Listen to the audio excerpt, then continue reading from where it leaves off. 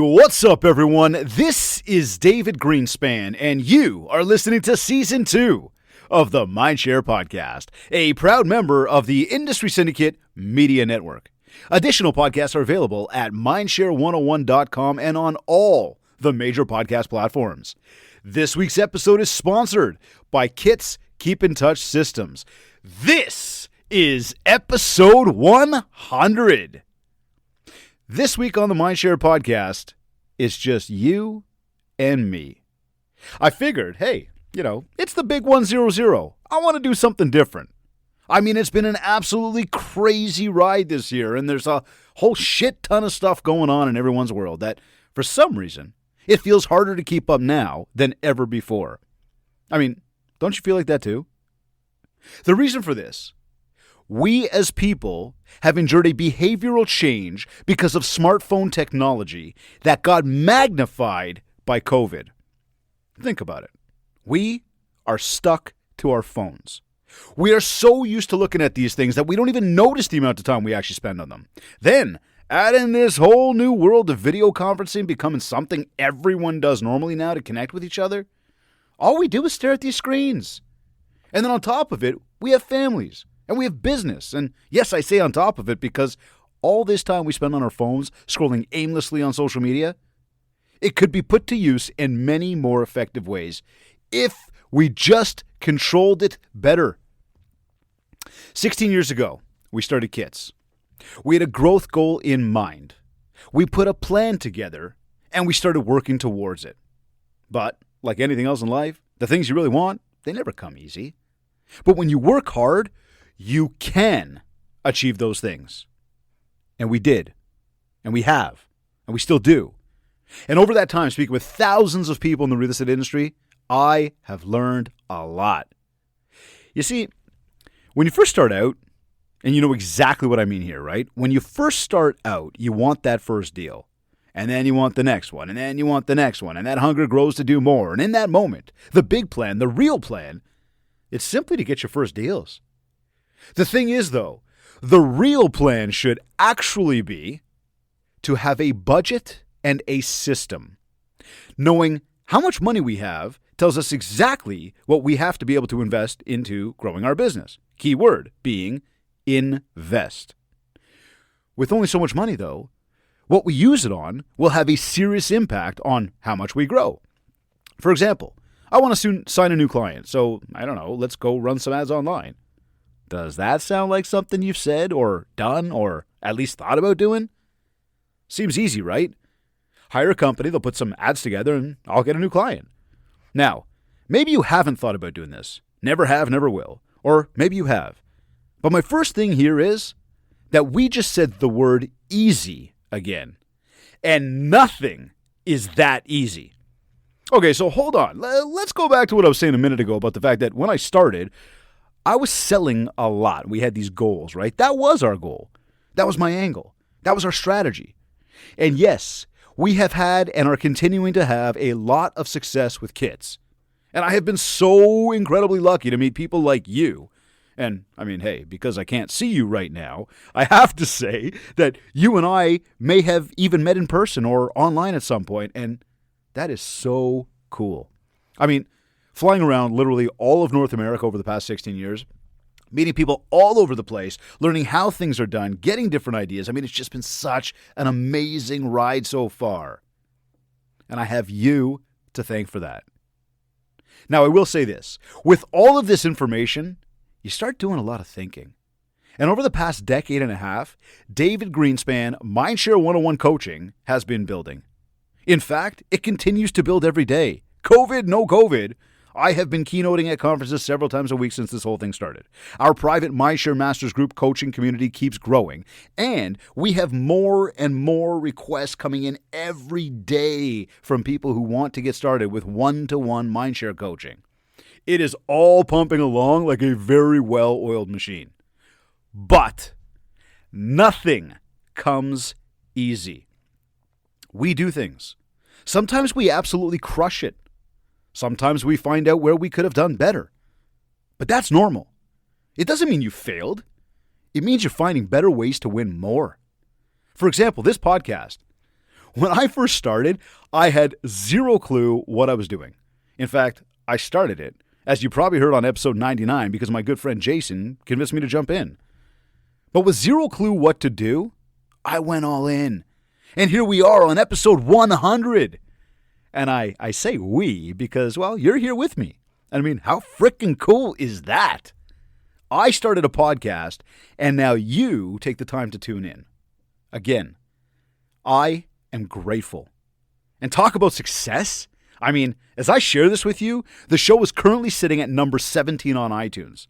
Number 17! Like, they only rank the top 250 shows, and we know that there are way more than that. And here I am, the MindShare PodCast at number 17.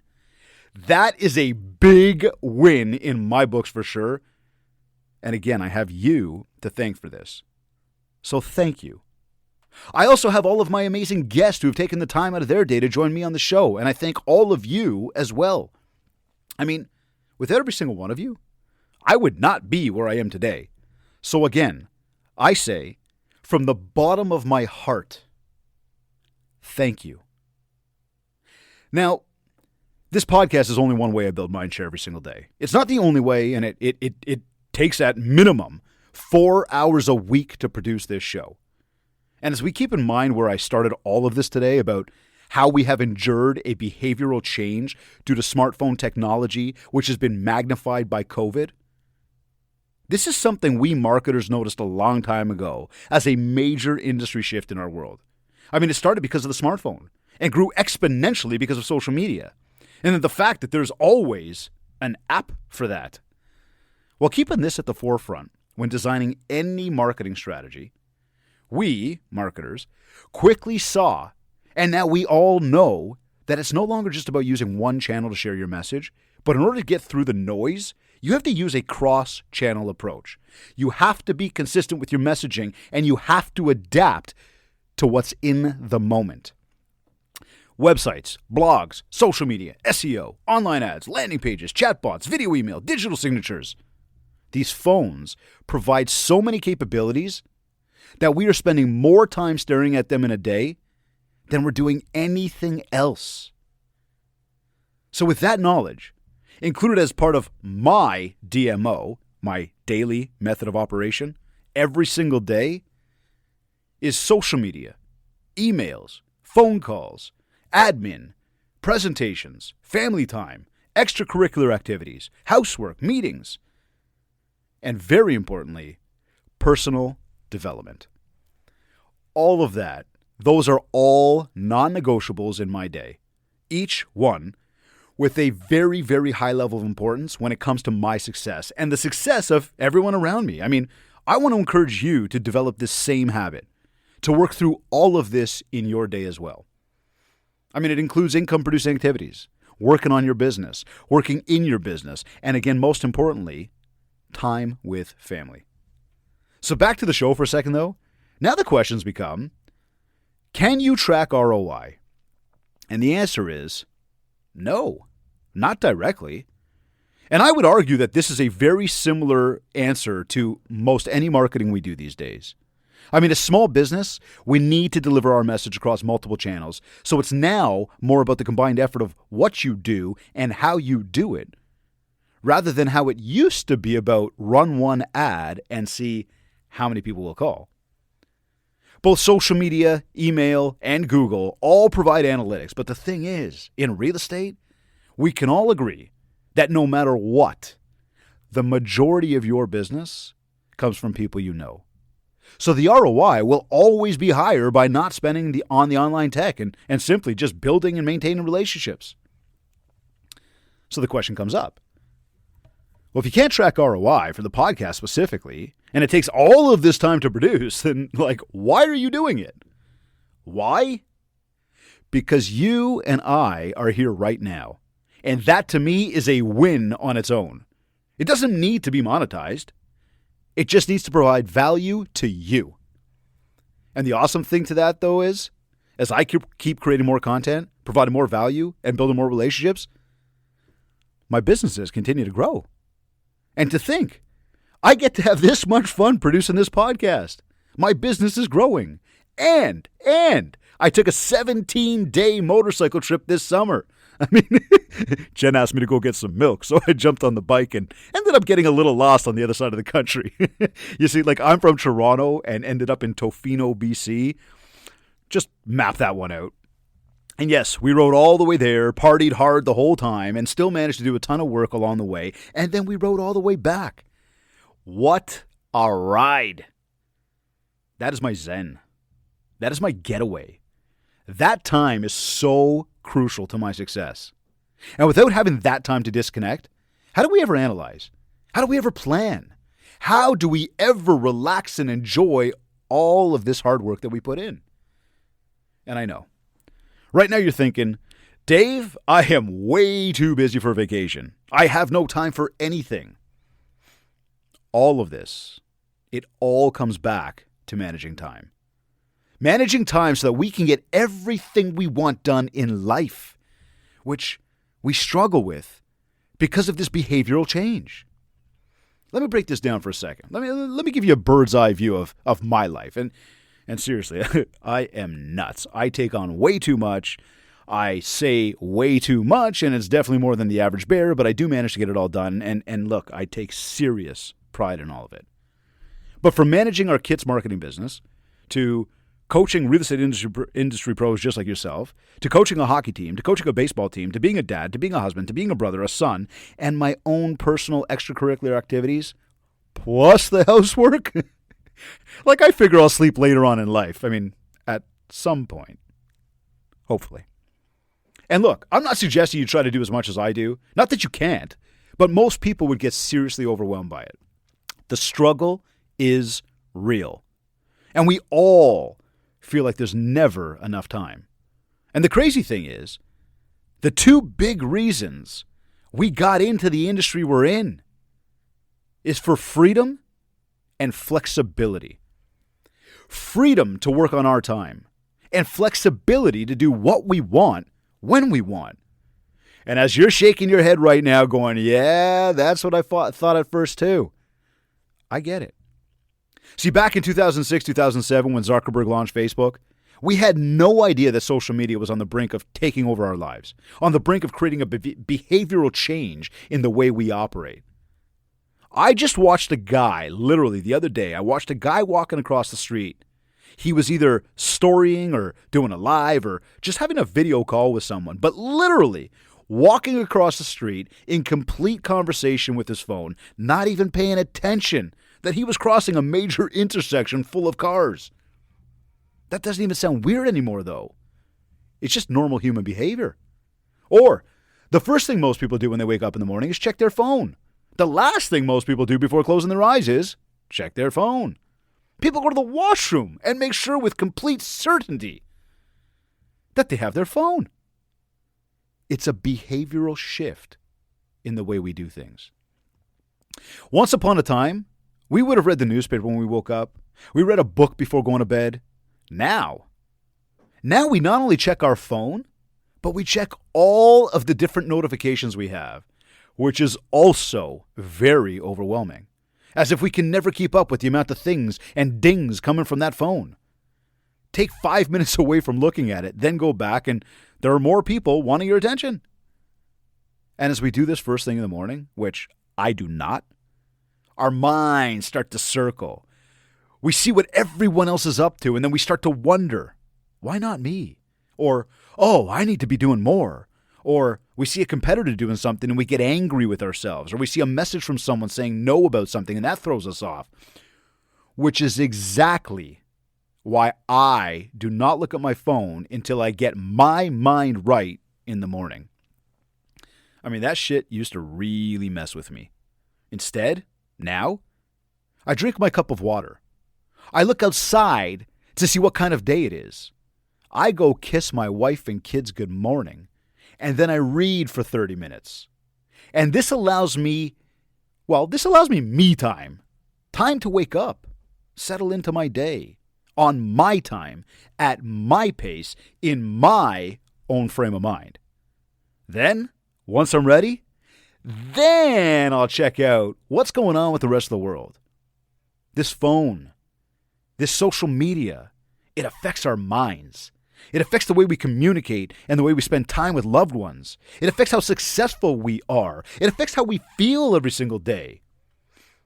For every notification that comes through, there is someone on the other end grabbing at our attention. As we check those notifications and then subsequently answer them, we allow others to control our time and how we feel. But wait, those people don't control our business. Yes, they may be clients or they may be partners or an agent on the end of the deal. So I feel like I need to reply, but what we need to be in control of is our time, not allow others to do it for us. So what do? Dave, what's the big solution to all of this? We make a change. We dig deep and make the behavioral change we all need to make in order to achieve the goals, the success, the fulfillment, and the happiness that we all really want. So how? We take back control. How do we do that? We take action. See, once we take action, we become more confident. We start to experience more success. And then we believe more. See, the minute action stops is the minute your belief in yourself stops. For example, if you're working out, you feel good. You know you can do it. You believe you are doing better for your body and for your mind, and we believe that we are achieving. Alternatively, if you're a person who isn't working out, it's more because you haven't taken action to do so, rather than the fact that you don't believe working out will get you in better shape. We all know it will, but we don't take action. Again, when the action stops, the belief stops. Much the same, when we take the right action, we achieve more. So here are 3 things that I want you to do in order to make the behavioral change required to get to your next level, to control your success. Step 1, I want you to set goals. Now, this is where most people, and you know I love talking about most people, this is where most people fall off, and I don't want you to be most people. But this is where most people fall off, or they can't even get started. See, most people have no idea what they want in life. They got no idea how to set goals. In fact, go back to this belief thing that I just mentioned before. Most people don't believe they can actually achieve the goals they set. And so instead of starting at all, we don't even bother trying. Because we don't believe we can achieve. Belief is powerful. When you take action and have success, our dopamine gets triggered. It feels good, and so we believe we can do more. So much of this is about the lies inside of our minds, too. The depths of our brain, the oldest, smallest, but most important part of our brain called the reptilian brain, or otherwise referred to as our instinctive brain. Look at it like this. As we take the action and we begin to believe, the reptilian brain begins to program us instinctively to do it again because it felt good and because we know we can. See, this is us achieving success. And I used to do the exact same thing of not setting goals and not having direction for why I do what I do. But then I made a very powerful behavioral change for myself. And I want to guide you in doing the exact same thing right now, okay? Because I started to invest a lot more time in my own personal development, specifically in the way of reading books. This in its own has helped me relax. It has helped me learn and helped me become more in control. And all you have to do is invest 30 minutes a day to feeding your brain, just like you do at least 3 times a day to feed your belly. And you will be able to read, on average, 24 books in the next 12 months. I mean, how many did you read in the past 12 months? And do you think if you feed your brain more, you would become smarter, more creative, that you'd feel better, and bottom line, achieve more because of all your new knowledge? After the reading habit started, the next thing that happened is that it started to help me clarify. It started to make me realize that having goals is a non-negotiable. I mean, think of a goal like an address, right? A client wants to meet with you. They tell you to come over, but you have no idea where they live. So you get in the car, but where are you going? Without an address, how are you supposed to get there? Without goals, how are you supposed to get there? See what I'm saying here? We need to set goals, but we also need to be realistic about how much we can possibly achieve in a certain period of time. You cannot, no matter what you do, no matter how hard you train, you cannot climb Mount Everest, the tallest mountain on planet Earth, in just one day. So much the same. I want you to think about your goals like Mount Everest and accept that you will not achieve them all in one day. Now, the easy cop-out here is to set goals that are so easy to achieve, goals that are attainable. The logical thought would be that if I hit my goals, I win. And if I don't hit my goals, I failed. Hence, why most people don't set any at all. And then why the ones who do set the bar so low. I mean, it's normal to feel like you didn't win when you don't hit your goals. But let's go back to the behavioral change again. Make your goals so big that they're almost impossible to achieve. What the? Why would I do that? I mean, I don't want to feel like I failed. Again, behavioral change. Set the goals so big that they're almost impossible. Lay out the plan for how you're going to try and achieve them, and then work your tail off every single day. With the right mindset, the right plan, and the right work ethic, would it be a stretch to think that regardless of where you end up, that you will definitely see both personal and business growth? I don't think it is at all. In fact, that's the trick right here. For example, you want to get X amount of deals this year. Then halfway through the year, you're working towards it. You're just about there. So what do? You slow down. You start to coast. You know you're about to get there no matter what you do for the next few months, so it's time to take it easy. But is that the right mentality? Not in my books, it's not. I mean, I'm not suggesting not to take your time to enjoy life. In fact, that is the big part of setting goals and managing time. Instead, what I'm saying is, if you set your goals low enough that you can achieve them without a doubt, then you're not challenging yourself enough. You're not helping yourself achieve that ultimate goal of freedom and flexibility. So if you're thinking, okay, Dave, I'm listening. What do I do next? The timing is perfect.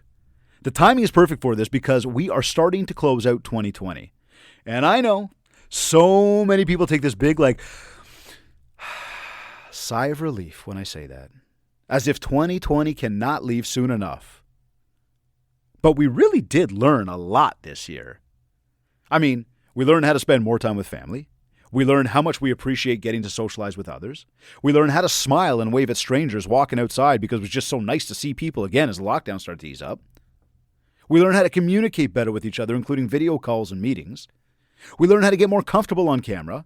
We learned how to be better prepared in the face of any adversity. And this list could go on and on. And in fact, I encourage you to post up about this episode. Tag me. Tell me what you learned so far. I want you to use it all to get ready for 2021. It is around the corner. And no one knows what's in store for us. So better off we learn from 2020 and prepare for whatever comes our way. So, step 2 here. Now that you set those almost impossible goals of what you ultimately want to achieve in life, break them down to annual action items. So based on those massive goals, how much can I realistically get done over the next 365 days that would take me that much closer to achieving what I ultimately want in life? This type of stuff could include how many deals you want to do this year, how much commission you want to earn this year, if you want to take a vacation this year, do you want to maybe lose a certain amount of weight this year? Think business and think personal. Write it all down. Once we know what we want to achieve this year, break that down to monthly. what can we realistically achieve in a 30-day window that will take us closer to winning our year? Then we go weekly. What can I realistically achieve this week which will take me closer to achieving my monthly goal? And finally, we break it down to daily. What can I realistically achieve in this 24-hour period that will take me closer to winning my week? We've broken down our almost impossible goals to small daily action items. But what are those items? Well, on one hand, it depends on what your big lifetime goals are. And on the other hand, the daily items are a guide to what you need to do today. For example, if I know I want to make a certain amount of money, then I need to spend a certain amount of time on income-producing activities each day. So making my calls, answering and sending emails, getting on social media, doing my meetings. And if I know that I want to be in a certain shape by the end of the year, then I need to schedule a certain amount of time for workouts and meal prep each day. If I know my kids have their own goals and aspirations, then I need to schedule my time to help them achieve what they're looking for too.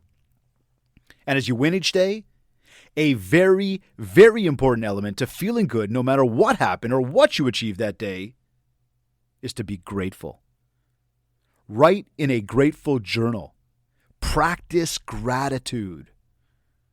Every day is going to throw curveballs at us. Every day is going to have its ups and downs. And unfortunately, for many, the downs, they weigh on us. They create a fog around the good.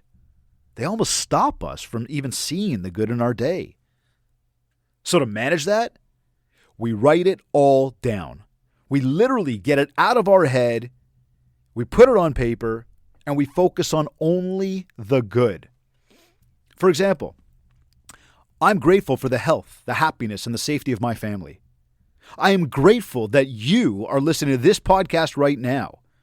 I'm grateful that the MindShare podcast is currently ranked number 17 on iTunes. I'm grateful for the time I got to spend with my kids today, just to name a few. But think about it. How can you not be satisfied when you start writing that stuff down and internalizing all the good that happened? Focus on the little things. As something in your schedule gets done, mark it complete and be proud of yourself. Then, when the whole day is done, plan your day for tomorrow. Write in your grateful journal. Stay away from social media and lay your head down clear of noise and satisfied about what you accomplished. Again, it's all about managing time, creating a line item in our schedule for everything we need to get done in a day. Now, the second part to this step is the behavioral change. Identify who you need to be in order to achieve those goals. This means find 3 to 4 character traits that would have led you to that success. For example, 1, I need to be more systematized. 2, I need to be more organized. 3, I need to be more intent. And 4, I need to be more grateful. Going back to that idea that you should set almost impossible goals and keeping in mind that you may not achieve them and recognizing that not achieve them is typically why we don't believe, this step is what causes us to take action. We identify the behavioral changes we need to make to actually bring it all to life. Change the way we think and do, and the results we get will change too. So step 3 is, now that you've identified those character traits that you need to achieve the things you want, I want you to define the actions associated with them. For example, I need to be more systematized. So the actions would be find a CRM, create a process, manage time, stick to the time, check it off, move on, finish my day, plan for tomorrow, go to sleep. Or I need to be more grateful. Find a journal, put it next to your bed with a pen. Schedule time every day in your calendar to take 15 to 20 minutes a night to get prepared for your next day and to write in your journal. Think about all of the things that you know you have not done in the past, that you know you would need to do, that would be a demonstration of that character trait, that core value. If I have a goal to lose X amount of weight, and I know that I just never work out, then I need to list the action items I need to take to make it happen. Schedule it into the calendar, commit to doing it, get up earlier, etc. In order to achieve, it's about our mindset and our behavior each day. It's about breaking down the bad habits and implementing the good ones. And look, I get it. I know it's so easy for me to say. Just like, be consistent. And I tell you that all the time, right? That consistency is the magic ingredient to achieving anything you want in life. Well, habits are things we do consistently. But when they're the wrong habits, well, that goes without saying. It's not good. In fact, there are 3 elements to any habit: the trigger, the action, and the reward. To kick any new habit, we need to figure out what causes us to do it. So, what is the trigger? Then we need to identify the action. What do I actually do, which is the habit? And we need to identify the reward. When I feel this way or this happens, trigger, I do this, action, so I can feel that, reward. Habits happen subconsciously. So in order to make the behavioral change, we also need to identify the existing character traits that we have, the habits, which have been possibly holding us back from going to our next level. For example, I am way too busy. Well, this could be because you check your social media way too often instead of scheduling it into your calendar. I'm willing to bet that's what it is, by the way. So the action item would be to schedule it in. So you only check social media when you're ready, so that you control your time and how much you get done, rather than being a slave to other people when that little ding goes off, that little notification that you get. This is the behavioral change that you and I and everyone around us needs to make. We do this, and we will feel better. We will be in more control, and we will achieve more. Now, let me go way back for a moment here, okay? Instead of thinking about achievable goals, we're thinking about almost impossible goals. We're doing this so that we can create more drive, more desire to win. It's what we call a winning mentality. Lighting a fire under your ass. Then as we measure, don't focus on whether you achieved it. Instead, focus on how much closer you're getting to it. If the point of setting goals was to achieve more, and you come to a realization that you are achieving more, then that right there is a big win, and that is how you win more. Change the way you think. Make the behavioral changes you know you need, and you will live a happier, more fulfilled life with a lot less stress and anxiety over those little, insignificant things which happen to us all every single day.